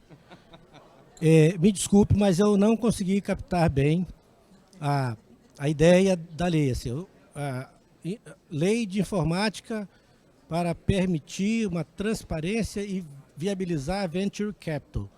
Então, se tem Ele falou da lei de informática como exemplo, né? Ah, tá. Então imagino que seja como a lei de informática, ou como a lei de P&D do setor elétrico também, imagino que seja alguma coisa nesse sentido, né? Mais ou menos, ele falou mais ou menos ali. Ah, tá. Entendi que era quando vai sair a lei. Olha, quais são as discussões que está se tendo hoje com relação à viabilidade de financiamentos para toda a cadeia e todas as fases do setor mineral? Eu não imagino uma lei específica parecida com essa. Nós, trabalhando no Ministério durante muito tempo, Minas e Energia, sempre houve P&D no setor elétrico, no setor de petróleo e gás, tem o SEMPS, tem o CEPEL, o setor de mineração nunca teve. E no ano passado, nós temos o CETEM, que não é um centro de desenvolvimento, mas você não tem alocação de recursos por parte dos operadores. Tá, eu acho que nós precisamos evoluir para isso. Não sei qual o arcabouço jurídico e legal necessário para tanto, mas nós temos evoluído, olhando por esse prisma, na necessidade que se tem de encontrar ferramentas e instrumental novo. Por exemplo, no ano passado foi aprovada por lei a possibilidade de que o título minerário, ainda que na fase de pesquisa, ele possa ser admitido como garantia para a obtenção de financiamentos e qualquer outra forma de investimento no setor. Uma coisa é isso está na lei, a outra coisa é o que o mercado diz sobre isso, se ele tem apetite. Como nós temos uma dificuldade também de apetite a risco no investimento, então falar em venture capital aqui no Brasil é complicado, né? Então nós temos poucas empresas voltadas para isso. A Bolsa nós temos discutido, tem uma iniciativa interessante, que é o InvestMine, que está congregando vários atores do setor, inclusive o BNDES tem participado. Uma reunião que nós tivemos na B3 recentemente, estava o BTG Pactual também. Então todos estão se mobilizando no sentido de encontrar meios para que haja um maior aporte de recursos para o financiamento. A gente sabe que o nível de risco e o que se traduz em garantia para cada aporte de recursos, se a gente considerar, por exemplo, no setor de mineração, a cada 1000 pesquisas, apenas uma vinga efetivamente, você tem um espaço de risco significativo. Claro que a mineração, assim como o setor de petróleo e gás, se assenta naquele binômio risco-recompensa. Se você consegue, você está numa sigma lithium da vida aí, muito bem posicionado no mercado. Tá? Então, eu acho que o setor, e quando a gente está falando de transição energética e o setor de mineração contribuindo para tanto, eu tenho dito também que a gente tem que estar numa transição normativa também, atualização do Código de Mineração e trazer um instrumental normativo também que permita uma transição para uma economia de mercado no setor de mineração que alcance toda a cadeia produtiva, desde produção, desde extração, desde a transformação e os mercados todos para os quais a mineração se volta. Então, a legislação, obviamente, vai ter que acompanhar isso. Não sei se nessa mesma medida, mas é algo que está em discussão, está em debate, precisa estar e precisa a sociedade participar fortemente disso. Obrigado, Mauro. Nesse sentido, tem até algumas outras perguntas aqui, mas você está falando do Mining Hub, é isso? Né? E eu não sei se boa parte do pessoal aqui é do setor de mineração e está super familiarizado com o Mining Hub. Eu particularmente não estou, né? E desculpe pelo egoísmo, mas caso vocês já conheçam, mas eu queria escutar um pouco mais do Mining Hub e entender também como que a gente pode se aproximar, né? Não só aqui eu falando pelo Pacto Global, mas as empresas como um todo. Eu não sei se está dentro do IBRAM isso, não sei como é, mas tá, um pouquinho pra gente. E eu vou pedir assim, até que se tiver alguém do IBRAM e eu falar alguma bobagem, vocês me corrigem, tá, gente? Mas essa é uma iniciativa dentro do IBRAM, tá? Ele é um hub de inovação, onde as afiliadas, elas participam, elas lançam os seus desafios e startups e institutos de pesquisa apresentam as suas oportunidades e recebem um subsídio financeiro dessas empresas para desenvolver uma pesquisa pesquisa que tem um objetivo, às vezes, comum, entre, por exemplo, pode ser 2, 3 empresas ou às vezes até específico. E uma coisa muito legal, Carlos, que eles lançaram no último, não sei se é no último ano ou se já faz mais do que um ano, mas eu pelo menos tive conhecimento no último ano, é uma lista também de iniciativas e desafios sociais. Então, não é só inovação associada à produção, meio ambiente, saúde e segurança, né, que eles chamaram de M-Impact. Então, com inclusive um diagnóstico de territórios, que eu achei super bacana. Eles, né, a empresa que quis participar, eles forneceram uma consultoria para ouvir entes do território, que não era empresa, porque eles queriam, inclusive, ter uma visão de quem está fora da empresa, para ver se aquele desafio da empresa se conectava com o território, que para mim foi uma questão muito importante. E ele traz, assim, uma contribuição mútua, né? Ele dá o apoio para essas empresas que estão iniciando, ele traz velocidade para essas iniciativas, porque coisas que a gente fazia dentro do nosso modelo interno de empresa, que às vezes ainda meio quadradão, você ficava, né, anos, você traz uma startup que desenvolve uma coisa num modelo super rápido.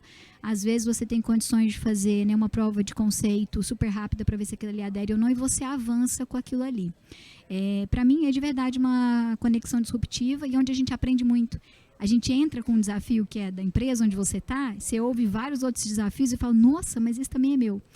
Deixa eu aprender um pouquinho com aquela empresa que também está ali com aquele desafio, ou que já recebeu a solução para aquele desafio. Né? Então, é uma coisa muito bacana, tanto do ponto de vista como indústria, como das startups e das universidades também, né, que entram também como participantes para a solução desses desafios, e que eu considero hoje um modelo de verdade de sucesso. É público, gente, quem não conhece pode entrar no site, né, www.minehub.com.br, e o pessoal do IBRAM também deve estar aqui para fornecer maiores informações caso alguém tenha interesse maior dentro desse processo. Mas eu tô meio desconfiado aqui, porque o negócio está parecendo bom demais, tô meio desconfiado. Isso aí rola mesmo ou é desejo? Tem investimento forte nisso aí. Eu não vou ter números aqui, porque eu não sou do Mining Hub, viu, gente? Tá bom. Depois a gente fala com o Mining Hub. Falar com a galera que está aí, mas assim, são inúmeros desafios lançados nos últimos anos, desde que o Mining Hub foi, né, divulgado, e com aportes significativos e com tecnologias que hoje viraram, de fato, realidade dentro dessas empresas. É, de fato, uma coisa real. Não só desafio lançado, mas executado, realizado. Eu falo isso de quem participou disso em outra empresa onde eu já trabalhei, que participa hoje como Alcoa também. É uma realidade. Quer falar de outra empresa também? Não, obrigada. Não, e esse negócio de não falar da empresa não tem nada a ver, viu, gente? Só falei assim, não vai ficar com falha institucional, que é chato para um diabo, né? Mas falar da empresa pode, né, gente? Olha só, não vou falar do Pacto Global, tá? Deixa isso aí para depois. Mas eu fiz essa coisa toda aqui, foi na verdade que eu precisava fazer outra pergunta para o Mauro, e ele passou ali um sufoco. Aí eu falei, deixa eu deixar ele respirar um pouco, e daí a gente volta para ele. A pergunta aqui, que é do Caio Gomes, né? Com riscos ambientais e sociais, observando governança, para a mineradora que não vai mais usar suas minas, é melhor fazer uma renúncia ou uma cessão total da ANM? Ele poderia ter colocado isso no site lá da ANM e tal, mas ele, já que você está aqui, ele falou, perguntar aí pro Mauro. Eu posso ser acusado de advocacia administrativa, porque isso é uma consulta, tá? Então, me desculpe, mas é muito complicado, porque assim, você tem que fazer um planejamento de mina.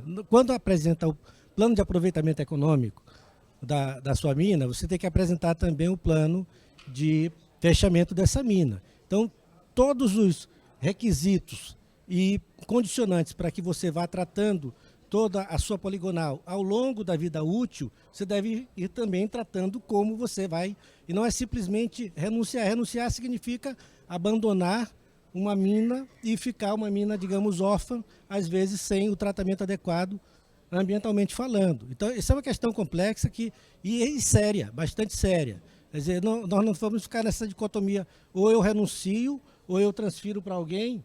Não, tem responsabilidade.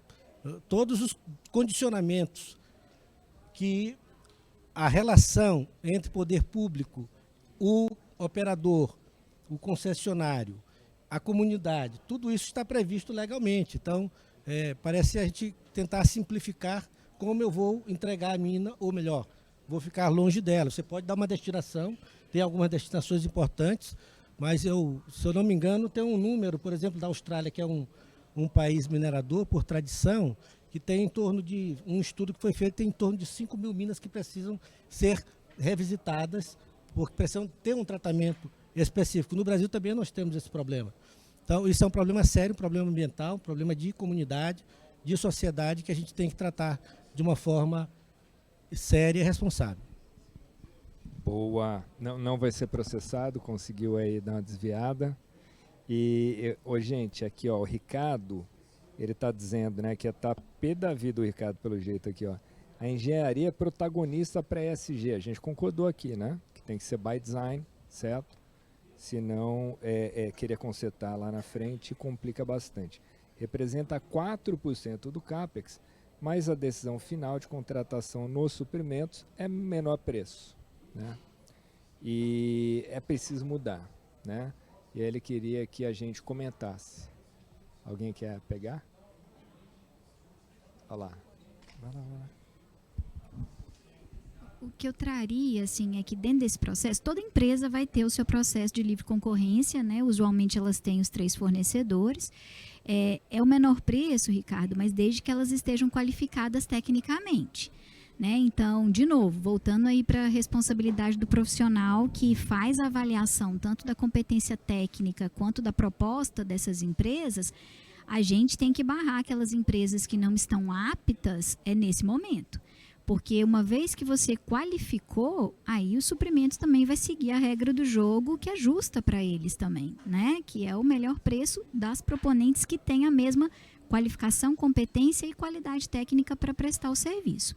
E, de fato, às vezes a gente fica bem bravo com suprimentos, não sei se tem alguém de suprimentos aqui da Alcoa, mas a gente fica mesmo.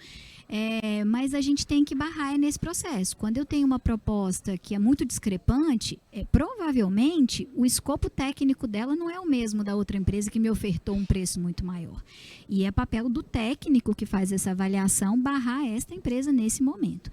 O que a gente tem trabalhado muito hoje é, primeiro, assim, com um vendor list que coloca empresas no mesmo nível de exigência ou porte, né? Se eu tenho um projeto muito grande, eu vou pôr ali 3, por exemplo, consultorias que estão no mesmo nível de trabalho, por exemplo, de atuação nacional e internacional. Não vou pôr, às vezes, um fornecedor local competindo com uma grande empresa, porque aí, de fato, eu vou receber propostas que não se enquadram. Mas acho que a minha mensagem seria um pouco disso. Acho que a Maria José pode complementar também. Também não é diferente, eu acho que tem a questão técnica. E nós ainda acrescentamos algo que eu acho que dificulta, às vezes, ou qualifica sob o ponto de vista do que nós queremos, que é um compromisso de contratação de mão de obra local. Então, nós tivemos, por exemplo, na fase de implantação do projeto, que é a fase onde tem uma absorção maior de mão de obra, nós chegamos a ter 76% da nossa mão de obra local, capacitada e etc. Então, a empresa é o projeto técnico, obviamente o preço, e ela ainda carrega este compromisso com ela de empregar o pessoal local. Tanto é que, por exemplo, a gente pensa assim, nossa, mas aí vai demorar, vai gastar muito capacitando. Gente, o benefício disso começa com o seguinte: onde eu coloco numa cidade pequenininha 1.000 pessoas por um período, que é a fase da implantação, nós não tivemos esse tipo de problema. Nós não tivemos que fazer acampamentos, ou até às vezes tem empresas que chegam até a construir alguns alojamentos, etc., porque as pessoas eram locais, né? Então, para nós ainda tem essa questão a mais. Mas não é só preço, não. Boa. E eu queria pegar esse gancho, né? E você falou bastante nas questões sociais, né? E a gente falou muito em legado, né? E é interessante porque o painel, apesar dele falar de transição ecológica, e o pacote também fala transição ecológica, né? Talvez seja um termo meio década de 1980 demais, né? Mas, e é isso, né? Tá aqui o embaixador André Corrêa do Lago, para quem não conhece, tem um livrinho dele que fala do papel do Brasil nas conferências internacionais de sustentabilidade, e que traz isso, né? Já vem isso desde 72, na verdade, ali, né? Que é em Estocolmo, que falava Conferência de Meio Ambiente, e ali aqui no Rio já foi Meio Ambiente e Desenvolvimento, e aí então a Rio+20 de Desenvolvimento Sustentável. E a gente o tempo todo aqui está falando, né, na questão social, como ela é importante nisso, né? Não só isso, também tem agora uma nova tendência muito clara aqui, da gente passar a falar sociobiodiversidade, né? Não que não seja um termo já existente, já é, mas para que a gente meio que deixe de usar só diversidade e fale em sociobiodiversidade, né? E aí nesse ponto, o que eu queria, e aí pegando a pergunta aqui, né, do Daniel, ele fala com relação ao papel do investimento social privado, né? E eu conversava sobre isso hoje com o Roberto Vac, né? Qual que é o papel do investimento social privado nessa transição, né? Como que a gente pensa, é um catalisador, é um dinheiro que você vai colocar para melhorar alguma coisa de impacto na ponta? Como que vocês veem?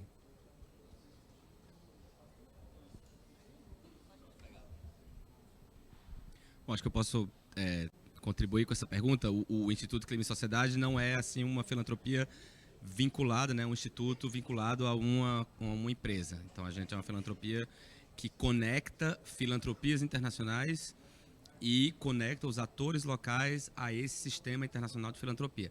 Mas a gente é parte dessa rede filantrópica que inclui as entidades que atuam com, né, o investimento social privado. Então, pode ser, né, que alguns instrumentos sejam diferentes, dada a proximidade que o investimento social privado vai ter por, né, estar mais relacionado com a empresa em si, mas eu poderia dizer que no IX a gente tem conversado muito sobre como que a filantropia ela pode ser justamente, acho que a palavra é essa, catalisadora de soluções. Então, o Instituto Clima e Sociedade, a gente tem um papel e uma forte convicção de que o nosso papel é gerar um diálogo entre os diversos setores. Então, a gente conversa com o governo, a gente conversa com o setor empresarial. Obviamente, a gente tem uma parceria muito forte com as organizações não governamentais e a gente acha que a gente pode promover soluções que vão desde as soluções de implementação local de projetos, projetos que vão desde, por exemplo, projetos que mostrem e revelem que essa sociobiodiversidade ela existe. Então o IX tem apoiado, por exemplo, aceleradoras de negócios de impacto, aceleradora de negócios de impacto na Amazônia, e a gente trouxe na cúpula agora, né, que aconteceu no início do mês, jornalistas para que eles testemunhassem de perto um pouco do resultado desse trabalho que a gente tem feito de apoiar. E quando a gente às vezes coloca o capital inicial numa cooperativa ou numa aceleradora e vê que aquilo ali pode ser escalável, você atrai o capital privado. Então a gente acredita que existe uma sinergia que no Brasil ainda é pouco explorada do capital filantrópico, né, do recurso filantrópico, de ele ser um recurso que vai suplementar e complementar esse recurso privado, e justamente nisso, pensando em soluções de blended finance, por exemplo, né, um blended finance entre uma instituição, um instituto corporativo com uma filantropia, com um banco de desenvolvimento, por exemplo. Então, como é que a gente poderia trabalhar com o Fundo Amazônia, com o BNDES, com o Banco Interamericano de Desenvolvimento, para escalar essas soluções? E tem um outro papel também que a gente tem, obviamente, que é o de articular o debate. Então, colocar isso também no debate público. A gente sabe que hoje essa questão do financiamento, e isso acho que tem aparecido muito aqui, o financiamento para soluções que empoderem comunidades locais é algo muito difícil de acontecer na prática. Porque não tem escalabilidade, porque é caro, porque existe aversão a risco, que foi mencionado aqui. Então, a gente tem que trabalhar mostrando e entregando estudos que mostrem que há experiências exitosas no Brasil e fora do Brasil em você fazer garantias, em você fazer instrumentos financeiros que possam retirar esse risco que o capital tem de entrar nisso. E também, só para encerrar, a gente sabe que tem um papel de trabalhar também com o mainstream. Então, quando a gente fala também, né, o financiamento climático, né, trazendo a questão para o clima, ele não pode ser um financiamento separado do financiamento tradicional. Por isso que a gente fala em redirecionamento de fluxos. Os fluxos, eles precisarão ser redirecionados. Então, existe um papel da regulação, existe um papel aí de se trabalhar com o setor para que ele entenda que aos poucos, de maneira gradual e baseado na ciência, vai ser necessário redirecionar esses fluxos, e isso a gente trabalha muito com os investidores, porque os investidores eles já estão sendo cobrados em relação a isso. Então, uma das iniciativas que o Instituto Clima e Sociedade apoia é Investidores pelo Clima, que é uma aliança de investidores que faz o engajamento com as empresas, perguntando e engajando como é que elas podem melhorar justamente suas metas de descarbonização e etc. Então, acho que a partir dessa pressão que vem do próprio mercado, junto com essa articulação com a sociedade, é que a gente pode atingir resultados mais eficientes e eficazes. Complementar aqui sobre uma outra perspectiva aí de uma empresa que aporta, né, tanto no social quanto no ambiental. Na verdade, um retroalimenta o outro, né? E a gente de verdade tem que o tempo todo ao olhar, e quando veio a sigla, às vezes a gente cai no risco de tentar segmentar em caixinhas separadas o que é ambiental, o que é o social e o que é a governança. Quando de fato, quando você estiver falando de clima, na base do clima está o social, na base do clima está o que você está ensinando para aquela geração, seja para aqueles novos empreendedores, seja para aqueles que você está reeducando, né? Então, assim, vários projetos do social, quando voltados para a bioeconomia, exemplo, Floresta de Valor, que está trabalhando no Pará, em grande parte, com a Copaíba, com a Andiroba, quando você começa a trazer para aquela comunidade quilombola, ribeirinha, olha, ao invés de, se você antes tinha como vida a extração da madeira e a venda daquela madeira, por que não extrair aqui a Copaíba?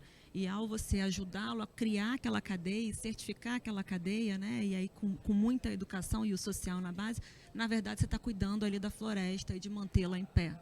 Ou quando em projetos ligados ao oceano, a gente está falando muito de florestas, mas poderia estar falando também dos oceanos, você capacita criancinhas em escola para você começar a entender, olha, por aqui passa o Guará, ou por aqui passa aqui a rota da baleia jubarte, ou qualquer um desses projetos, você na verdade começa desde pequenininha a criar aquela cultura do meio ambiente, a não jogar o plástico, a realmente, ou então jovens empreendedores a trabalhar com ecoturismo. Então, quando a gente está falando de natureza ou de clima, essencialmente a gente também está trazendo a questão social. Muito bom, Rafa. E, pessoal, a gente falou pouco aqui, o Caio trouxe, inclusive, nas suas anotações aqui, de adaptação, né? A gente falou muito pouco. E o papel do setor com relação a isso, imagino eu que seja bastante grande, né? Não só para suas operações, né, que ganham um grau de complexidade muito maior, sem dúvida nenhuma, em qualquer lugar do mundo, e não diferente aqui na região norte do país ou no Brasil como um todo, e como que vocês têm visto então o processo de adaptação nas empresas de vocês ou no setor como um todo? Aí todo mundo pode responder, Daniel pode responder também, e enfim, então quais são as linhas que a gente tem que seguir nesse sentido?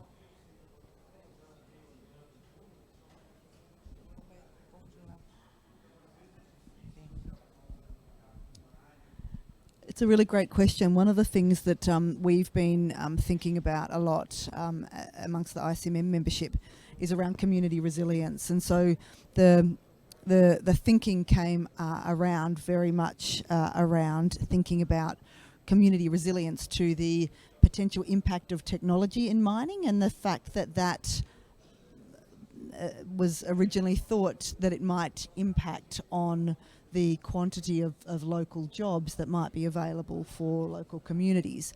And so originally we started thinking about community resilience as it related to greater technology and automation in mining. Of course, then we started thinking more about community resilience with regards to other disruptions. climate resilience or climate change and adaptation being one of those. So one of the things that the membership's talking about at the moment is how they can bring a community climate resilience lens across all of the work that they do when they're thinking about their usual mining impacts. So whether it be from their baseline characterisations to their impact assessments to the development of their mitigation and management measures, to do that with a community climate resilience lens. So there's one example that's very S-focused.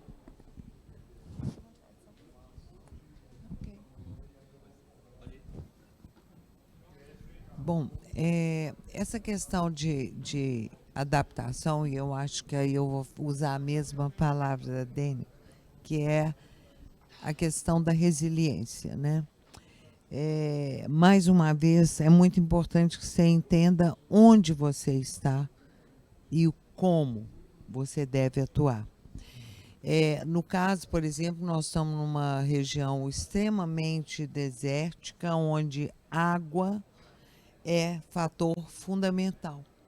Então, nós temos programas que são muito interessantes. Quase todos os nossos programas são direcionados àquele: não dê o peixe, dê a vara e ensine a pescar. Né? Não são programas assistencialistas, são programas que vêm como base para aquela comunidade poder mudar o seu tecido cultural, inclusive em relação às questões ambientais, às questões de adaptação ao clima. Para vocês terem uma ideia, nas últimas COPs, nós levamos sempre um representante de cada uma dessas nossas duas cidades, ambas em média com 19 mil habitantes, para entenderem o que é uma COP. Cada um deles, com o objetivo delas voltarem e transmitirem, são pessoas locais, né, e transmitirem para aquela comunidade. É muito diferente quando um externo chega e quando alguém da comunidade diz: gente, eu fui lá, eu vi o movimento do mundo inteiro e nós ajudando na tradução para que eles tivessem essa compreensão. Então, são ações que eu acho que fortalecem e, ao mesmo tempo que fortalecem aquelas comunidades, as preparem bem para o futuro, né? Elas focam em alguns pontos bastante nevrálgicos daquela comunidade, tipo violência contra a mulher, que é algo comum nessa região. Então, nós instituímos um programa que vem do Grupo Mulheres do Brasil, que se chama, tem um nome lindo, significativo demais, que é Dona de Mim. Então, esse programa vem do Grupo Mulheres do Brasil. Quando nós chegamos, esse programa já tinha sido testado nas zonas de periferia de São Paulo, Rio de Janeiro. Opa, espera aí. As nossas mulheres são diferentes. Elas não são as mesmas mulheres das zonas de periferia de São Paulo e Rio de Janeiro. Então, nós quase que customizamos esse programa para essas mulheres. É microcrédito, não é dinheiro dado. É um microcrédito com todo o atendimento, inclusive do pós-crédito. Elas recebem, mas elas são acompanhadas até que elas possam pagar aquele crédito, porque elas são redirecionadas o tempo inteiro para ter um bom negócio. E nós tivemos que customizar, porque a nossa mulher não era uma mulher, por exemplo, familiarizada com as questões digitais. Ela mal tinha um celular, ela mal sabia apertar uma tecla de computador, que é muito diferente das mulheres da periferia do Rio de Janeiro e de São Paulo, né?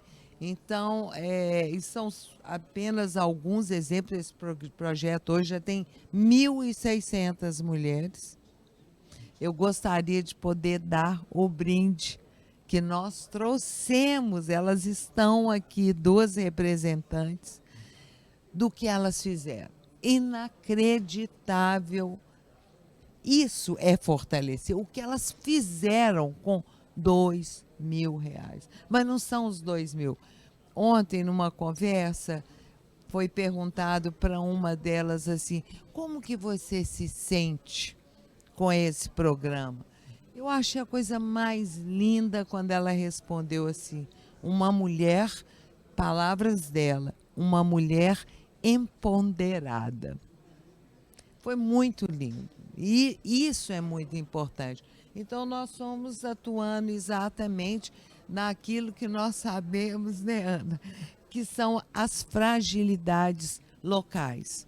E adaptando cada um, vamos dizer, desses indicadores para a nossa realidade. Isso é fazer resiliência de uma comunidade, no meu entendimento.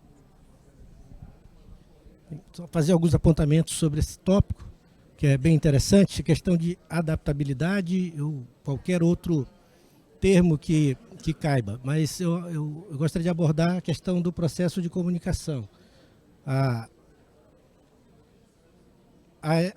O modelo mental que ainda vige no setor de mineração, e que eu costumo dizer que ele é eminentemente testosterônico, porque são geólogos e engenheiros de mina com poucas mulheres participando e principalmente ocupando postos de decisão, de tomada de decisão.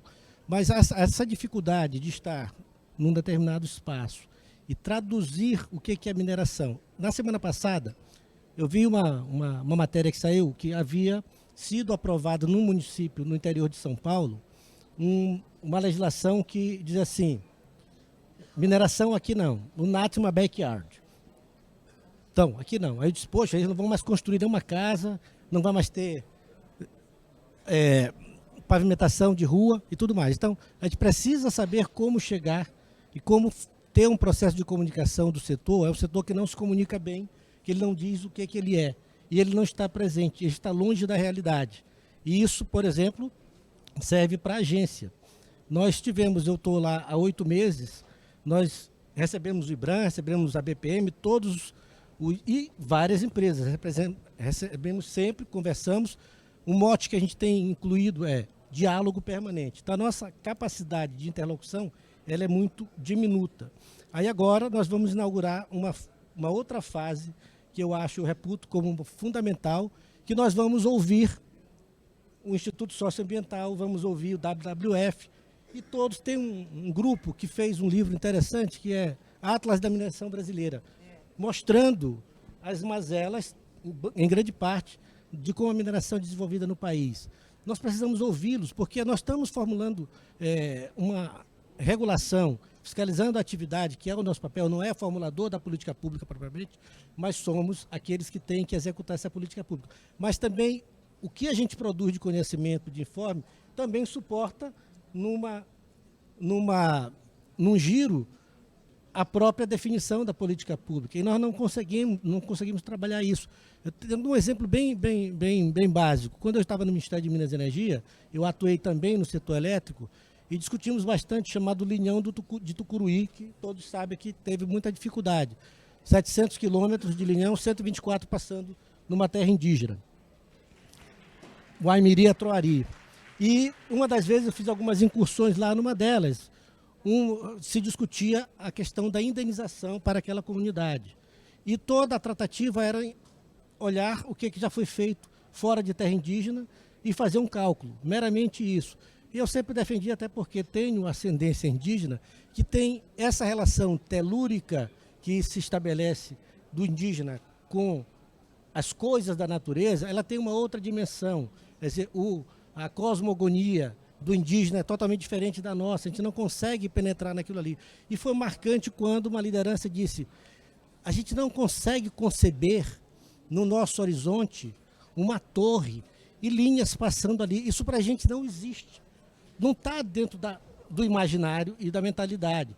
E nós temos que saber traduzir, entender esse aspecto, e aí a mineração é a mesma coisa. Você não se insere numa comunidade se você não entender a lógica dela, não se fazer inteligível para que haja realmente uma atuação consentânea com esses ditames.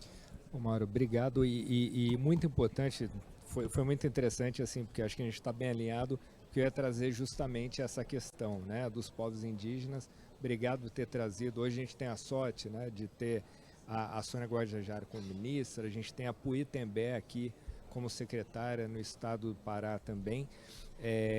E minha questão é muito nesse sentido, né? Você já trouxe, acho que parte da resposta à minha pergunta você já trouxe, mas eu queria escutar talvez outras pessoas falando também, como é que a gente traz, né, os povos originários para dentro da discussão, né? E não só dentro da discussão, mas para além das questões legais aqui, né? Que eu estou, claro, desejando que todo mundo, claro, faça tudo conforme legislação, mas para além disso, como é que a gente traz de fato para a discussão, como é que a gente faz isso em consonância com todos os valores que você bem comentou agora?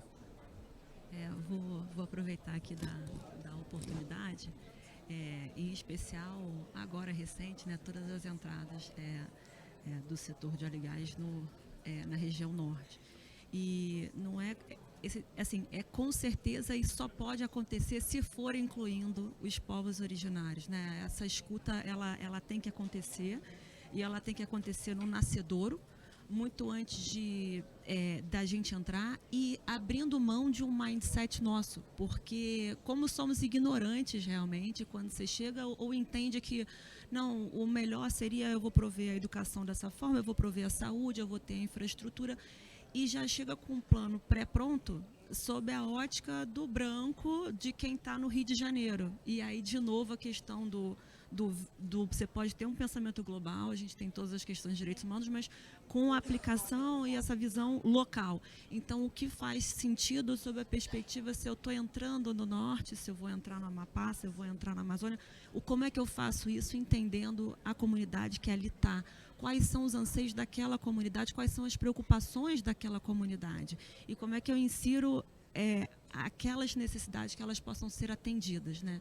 Então, sob esse aspecto que eu acho que as grandes empresas, e aí com muita transparência, por isso que é possível fazer, e aí de novo eu volto no ponto de não demonizar o fóssil, não demonizar o setor mineral como um todo, com muita transparência, com muita parceria que a gente tem que estar entrando e tentando entender e chegar a uma convergência de um ganha-ganha, sob a sua perspectiva, o que funciona. Então, as escutas de verdade, trazendo pessoas que falem a língua daquela comunidade, com o ritual e com os ritos daquela comunidade, que muitas vezes são diferentes, na maioria das vezes são diferentes dos nossos, e que esse plano seja um plano que faça sentido para todos, que aquela infraestrutura ali instalada, ela sirva para o desenvolvimento, para a autonomia daquela comunidade. Eu gostei de ouvir, porque muitas vezes a gente fica só com a minha visão do fóssil, né, já há 17 anos na indústria do fóssil, mas na mineração, em que você vai estar por um tempo e depois você vai sair, mas que outros setores você permitiu que se desenvolvessem ali, que economia pujante você vai deixar, que infraestrutura, que educação, que saúde, que saneamento. Então, eu acho que esse é um papel muito importante que a gente tem que se apropriar, entendendo como provedores de soluções para as comunidades, para onde a gente se insere. Muito bom. Mais alguém quer fazer um comentário rápido? Eu queria fazer um comentário rapidinho, assim, mas concatenando um pouco também o quanto ouvi-los é importante para a empresa, que para mim foi um grande aprendizado. O processo de reabilitação de minas na Amazônia, ele só vai ter sucesso se a gente ouvir as comunidades e o conhecimento local que eles têm. E isso para mim foi algo muito transformador, né, de alguém que atuou assim em minerações no Sudeste, fora do Brasil, e que é muito diferencial, né? Ouvi-los sobre a visão que eles têm. Eles não vão saber o que é um serviço ecossistêmico, mas eles sabem responder muito bem o que esses serviços ecossistêmicos representam para eles. E o conhecimento que a gente precisa ter da floresta antes de entrar, para fornecer de volta uma reabilitação que forneça a eles aqueles mesmos serviços que foram por algum período, né, suspensos. Então, hoje nós temos uma coisa muito importante, e não é fazendo merchan, mas que eu acho que é bastante legal, que as comunidades elas atuam no banco de sementes, né? Elas nos ajudam a entender aonde estão esses bancos de sementes, produzem as mudas que são utilizadas no processo de reabilitação de minas da empresa e atuam também no plantio e monitoramento, entendendo um pouco mais desse processo e contribuindo. E o processo que a gente tem hoje não teria o mesmo sucesso se nós não os tivéssemos escutado, de fato, como escutativa. Que é um processo contínuo e que precisa ser melhorado e inserido no nosso dia a dia. Caio, 1 minuto.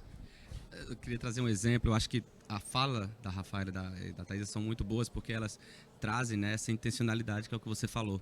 Mas eu acho que a gente tem que pensar sempre como transformar isso na prática.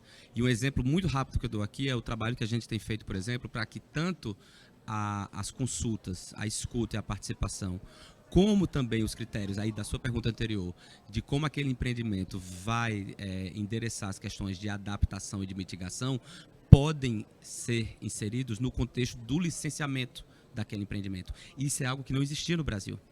No Brasil a gente não tinha muito claro, já existiam regras, existe uma regra no âmbito do IBAMA, mas a gente licencia empreendimentos no Brasil sem que aquele empreendedor tenha que colocar aí nos termos de referência, no estudo de impacto ambiental, quais vão ser as medidas de mitigação e de adaptação, que é diferente de resiliência, são dois conceitos diferentes, em relação à mudança do clima.